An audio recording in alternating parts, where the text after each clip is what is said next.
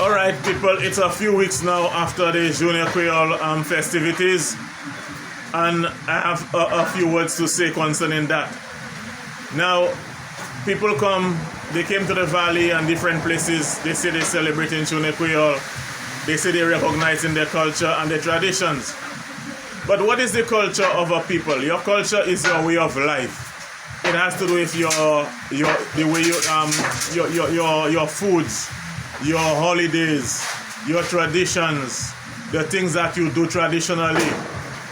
Just the way you live, your way of life is your culture. All right. Now, when you look at the situation, you see it is only during Junior Creole people try to embrace the Creole culture, but the culture of St. Lucia does not consist of the food that the people eat during Creole Day. For some people, it is just a delicacy that they get once a year. But the culture of the people is your way of life, the way you eat, the way you celebrate your festivities and things like that. We have a situation really right now is where the culture, the food, the culinary culture of this country is shifting. And it is shifting to foods that we do not know. It is shifting to foods that have been known to cause disease among people. The culture of St. Lucia is shifting to burgers and fries, to pizza, to KFC, and things like that. And we see the implications, we see the impact of them kind of foods on the people who live in places like the United States and Canada. We see the implications of the burgers. We see what the burgers do to those people. We have a situation in the country, in the world, where it has been shown scientifically that in China, the Chinese do not have all of them different cancers that people suffer from in the north, in North America.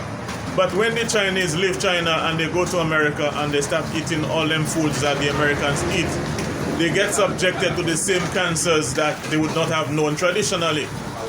So, if it is that we're going to celebrate these Junior Creole things and these cultural events, we need to hold on to our culture, including our meals, our foods. And what we have seen is a situation where people are moving away from their traditional foods and embracing things that cause disease.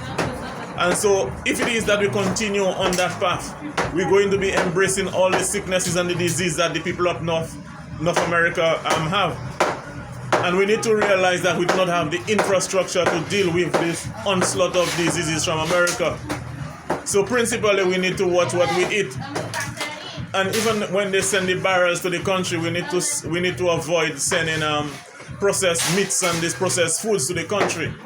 So again, we need to watch what we eat, and we need to eat what we grow. It is very important. We notice a trend here where people are now moving away from production agriculture and embracing all kind of food that they do not know, and this can be detrimental. So keep the fire burning. When you celebrate the Junior Creole next year, it needs to be something that you do really as your tradition.